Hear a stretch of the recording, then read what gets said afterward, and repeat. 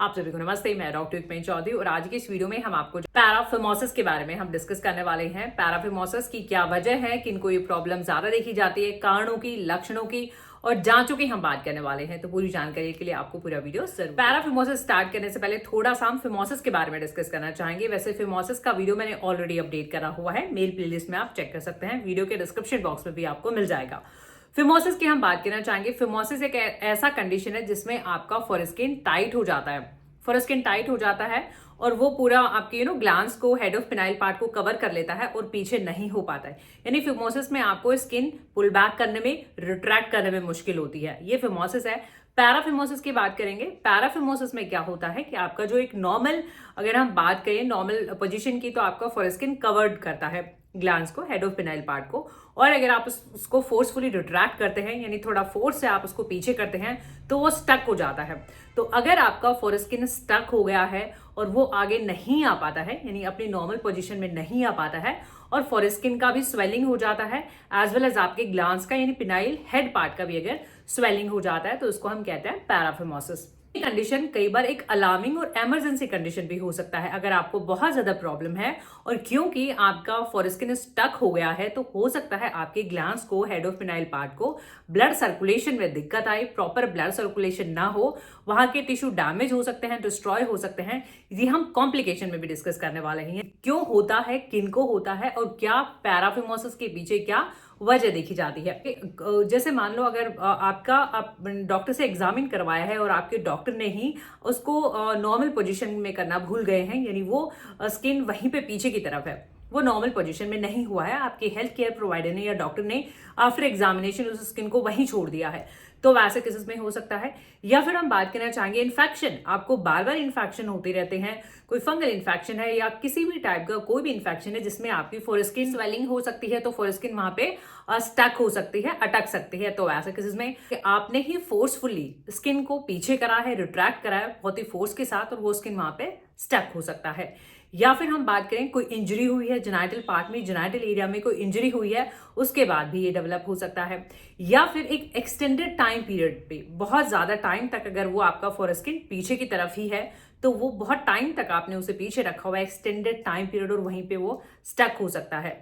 यानी ये कुछ वजह हो सकती हैं जिससे आपकी फोरेस्किन वहां पे स्टक हो सकती है, वहीं पे अटक सकती है और आपको आगे करने में दिक्कत हो सकती है। आपकी फोरेस्किन में स्वेलिंग है और आपकी ग्लैंड्स में स्वेलिंग है, तो ये पैराफिमोसिस को डेवलप कर सकते हैं। चाहेंगे लक्षणों की।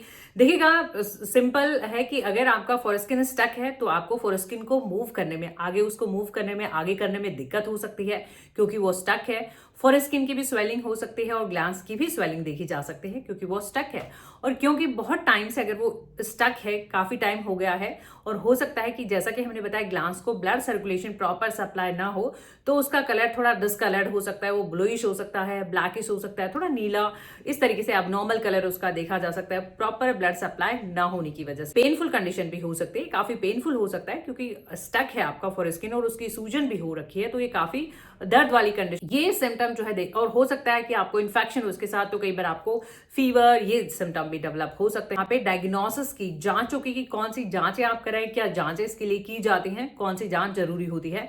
देखिएगा, वैसे तो बहुत ही इजी टू इंस्पेक्ट है, बहुत आसानी से ही इसे कंफर्म कर दिया जाता है कि ये पैराफिमोसिस का कंडीशन है, क्योंकि आपका स्किन अटक गया है, स्टक हो गया है, और स्किन का भी स्वेलिंग है और आपके ग्लैंड्स का भी स्वेलिंग है, तो इजी टू एग्जामिन है।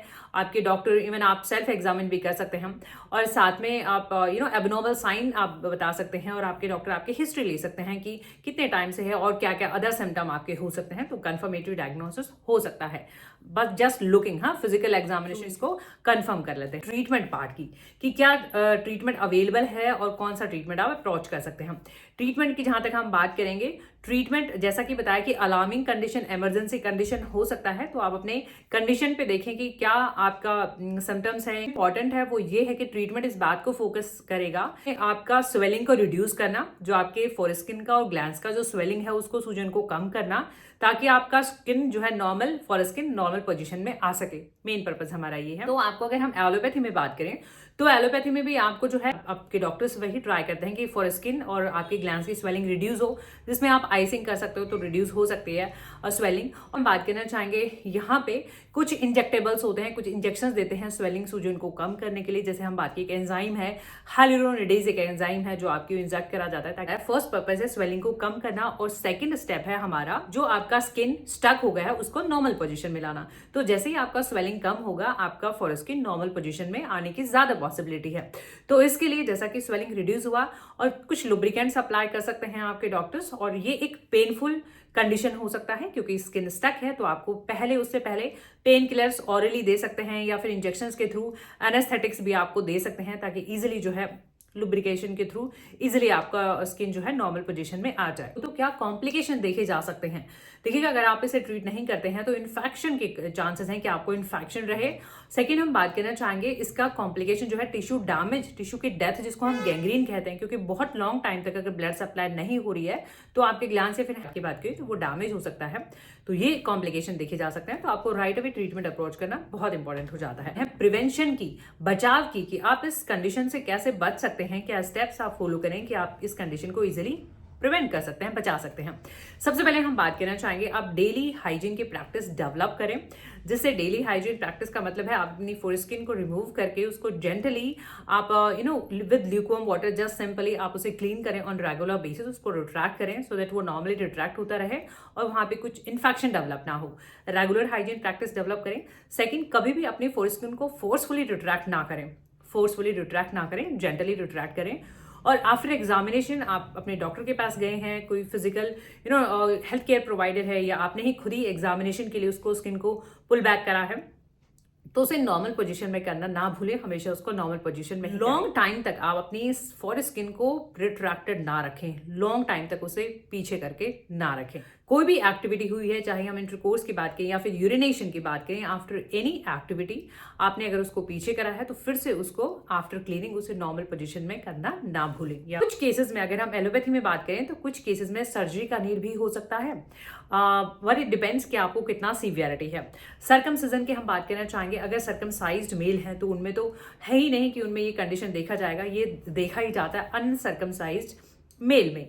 तो ये कंडीशन हमने बात करी। और अगर आपको बहुत ज्यादा बार बार ऐसी प्रॉब्लम हो रही है और आप चाहते हैं इसे परमानेंटली रिलीफ, तो आप सर्कमसिजन की तरफ जा सकते हैं। इट्स योर डिसीजन, कंप्लीटली आपका चॉइस है ये। तो आप उस स्किन को रिमूव भी करा सकते हैं। बट अगर रिमूव ना कराएं, आप रिमूव नहीं करवाना चाहते हैं और बार बार अगर आपको ऐसे इन्फेक्शंस होते हैं, तो हम बात करने वाले हैं यहाँ पे बेस्ट इफेक्टिव होम्योपैथी मेडिसिन की। अगर आप यूट्यूब पे देख रहे हैं, मेडिसिन के लिंक आपको नीचे डिस्क्रिप्शन बॉक्स में मिल जाएंगे, वहां से ये मेडिसिन खरीद के आप अपना ट्रीटमेंट स्टार्ट कर सकते हैं। अगर आप हमसे इंडिविजुअली कंसल्ट करना चाहते हैं तो दिए हुए व्हाट्सएप नंबर पर आप हमसे कनेक्ट हो सकते हैं। हम बात करना चाहेंगे यहाँ पे ये सभी दवाइयाँ, सबसे इंपॉर्टेंट है ये सभी मेडिसिन आपको नहीं खरीदनी है, आपको अपने केस के अकॉर्डिंग कि आपके इंडिविजुअल क्या केस हिस्ट्री है, क्या आपका कॉज है, कितने टाइम से है, उसके ऊपर ये मेडिसिन आपकी डिपेंड करती है। एपिस मेलिफिका, देखिए एपिस मेलिफिका आपने होम्योपैथी में स्वेलिंग के लिए, एडिमा एडिमेटिस कंडीशन है, स्वेलिंग है, बहुत ही ज्यादा सूजन में हम एपिस मेलिफिका यूज करते हैं। तो आपके ग्लैंड्स पे भी और फोरस्किन पे भी स्वेलिंग है बहुत ज्यादा, वहां पे स्टिंगिंग बर्निंग पेन है, यानी ऐसा स्वेलिंग सूजन है कि उसके साथ साथ आपको दर्द भी रहता है, तो ऐसे केस में हम एपिस मेलिफिका यूज करते हैं। ये ऑरल मेडिसिन है, ये आपको ऑरली यूज करनी रहेंगी। और इन सभी मेडिसिन के लिंक नीचे डिस्क्रिप्शन बॉक्स में मिल जाएंगे। 30 और 200 इसका स्ट्रेंथ है। ड्रॉप की हेल्प से आपको 1 या 2 ड्रॉप दिन में 1-2 बार खाना खाने से पहले आप इसे रेगुलर यूज करें। थूजा जेनाइटल हेल्थ के लिए एक बहुत ही अच्छी रेमेडी है। थूजा जेनाइटल हेल्थ में चाहे हम यूरेथ्रा की बात करें, थूजा साइकोसिस में आज से बिलोंग करते हैं, इसका मतलब होता है ग्रोथ, है ना। तो कुछ कोई स्टिक्चर हो गया है वहां पे, इवन वार्ड्स में भी हम थूजा को यूज करते हैं। कोई जेनाइटल इन्फेक्शन है, मस्से हैं, वार्ड्स हैं या फिर स्टिक्चर है, तो ऐसे केसेस में हम थूजा को यूज करते हैं। यूरिनरी प्रॉब्लम भी अगर देखी जाती है और थूजा अगर कोई स्टक हो गया है तो ऐसे केसेस में भी हम यूज करते हैं। 30 और 200 अगेन ऑरल फॉर्म रहेगा, 1-2 ड्रॉप दिन में 1-2 बार। कैनाबिस सटाइवा, अगर आपने फिमोसिस का वीडियो देखा है तो मैंने फिमोसिस के वीडियो में भी कैनाबिस सटाइवा को डिस्कस करा है। कैनाबिस सटाइवा अगेन एक जेनाइटल गायनेकोलॉजिकल रेमेडी है, जेनाइटल हेल्थ के लिए बहुत ही अच्छी है कैनाबिस सटाइवा फिमोसिस में भी वर्क करती है एज वेल एज पैराफिमोसिस में। यानी कैनाबिस सटाइवा का वर्क होता है ऑन फॉर स्किन, इसका स्फीयर ऑफ एक्शन होता है, ये उस पर्टिकुलर स्किन पे काम करता है। अगर उसकी टाइटनेस है और ऐसे केसेस में और स्किन रिट्रैक्ट नहीं कर पा रहे हो या फिर रिट्रैक्ट हो गया है तो आप वापस नॉर्मल पोजीशन में नहीं ला पा रहे हो, तो ऐसे केस में हम कैनबिस सटाइवा अगेन ओरल, ये भी पीने का दवा है, मुंह में ही लेना है, 1-2 ड्रॉप, सेम वैसे ही इन पे ड्रॉपर लगे हुए होते हैं, 1-2 ड्रॉप दिन में 1-2 बार खाना खाने से पहले आप इसे भी देखिएगा। कैंडिडा एल्बिकेंस, अगर आपने बेलेनाइटिस वाला वीडियो देखा है, बेलेनाइटिस के ऊपर भी मैंने वीडियो अपडेट करा हुआ, जो कि इन्फेक्शन की वजह से स्वेलिंग देखी जाती है ग्लैंड्स एंड फॉर स्किन की, तो कैंडिडा एल्बिकेंस हम यूज करते हैं अगर आपको इन्फेक्शन है, बेलेनाइटिस की प्रॉब्लम भी है, फंगल इन्फेक्शन की प्रॉब्लम है, तो हम कैंडिडा एल्बिकेंस यूज करेंगे। सेम वैसे ही ड्रॉपर की हेल्प से लेना रहेगा, वैसे ही 1-2 ड्रॉप दिन में 1-2 बार खाने से पहले। बैलेडोना एक्यूट रेमेडी है, इन्फ्लामेशन, सीवियर पेन, बहुत ही ज्यादा, जैसे एक्यूट सडन ऑनसेट हुआ है, बहुत ज्यादा स्वेलिंग हो गई है, रेडनेस हो गया है, बहुत ज्यादा पेन है, डिस्कम्फर्ट है, तो बैलेडोना स्वेलिंग को रिड्यूस करती है, इंस्टेंटली रिड्यूस करती है। तो बैलेडोना आप ऐसे केसेस में यूज कर सकते हैं, इसको आप रिपीट भी कर सकते हैं। सेम वैसे ही ड्रॉपर की हेल्प से आपको लेना रहेगा, 1-2 ड्रॉप दिन में 1-2 बार खाने से पहले आप इसे यूज करें। मार्क्सॉल अगेन एक जेनाइटल रेमेडी कहें या फिर गायनेकोलॉजिकल रेमेडी कहें इन होम्योपैथी। मार्क्सॉल को हम यूज करते हैं फिमोसिस में भी यूज करते हैं, पैराफिमोसिस में, और जेनाइटल अगर आपको कोई भी और एसटीडीज भी होती हैं तो ऐसे में भी हम मार्क्सॉल को यूज करते हैं। मार्क्सॉल होम्योपैथी में बिलोंग करती है सिफिलिटिक मियाज्म, इसका मतलब है बिल्कुल later condition, later stage, damages हो गए हैं, टिश्यू में डैमेज हो गए हैं, बहुत ही फिल्दी डिस्चार्ज है, डर्टी लुक है, मार्क्सॉल आप यूज करें। मार्क्सॉल इवन अल्सरेशन भी अगर देखे जाएं, इतना डैमेज हो गया यानी आपका कंडीशन थोड़ा पुराना हो गया है, क्रॉनिक हो गया है, काफी टाइम से आपको ये कंडीशन है पैराफिमोसिस, तो ऐसे केस में आप मार्क्सॉल यूज करें। सेम वैसे ही ड्रॉपर की हेल्प से आप 1-2 ड्रॉप लें दिन में 1-2 बार खाने से पहले। भी मेडिसिन आपको यूज नहीं करनी होती है, आपको अपने केस हिस्ट्री के अकॉर्डिंग लक्षणों के आधार पर दवाइयां यूज करनी होती है, और इन सभी मेडिसिन के लिंक आपको नीचे डिस्क्रिप्शन बॉक्स में मिल जाएंगे, वहां से आप मेडिसिन खरीद के अपना ट्रीटमेंट स्टार्ट कर सकते। अब देखिएगा, आपको वो एरिया थोड़ा लुब्रिकेट करके रखना पड़ेगा, लुब्रिकेंट आपको रिक्वायर्ड रहेगा, क्योंकि हो सकता है वहां पे ड्राइनेस हो, स्वेलिंग हो, इरिटेशन हो, तो ऐसे केस में आप उस एरिया को लुब्रिकेट भी कर सकते हैं on your on.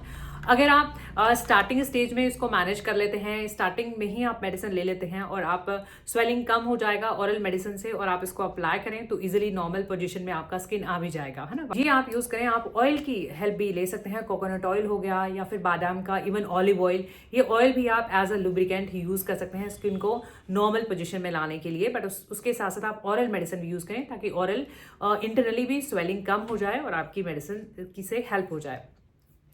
So I hope ये वीडियोस आपकी हेल्प कर सके। इन वीडियो से आपकी हेल्प होती है तो प्लीज आप इन्हें लाइक करें, शेयर करें, चैनल पे नए हैं तो चैनल को सब्सक्राइब जरूर कीजिएगा, बेल आइकन जरूर प्रेस कीजिएगा नोटिफिकेशन रिसीव करने के लिए। Thank you for your time, thank you for watching, keep supporting, thank you so much, thank you.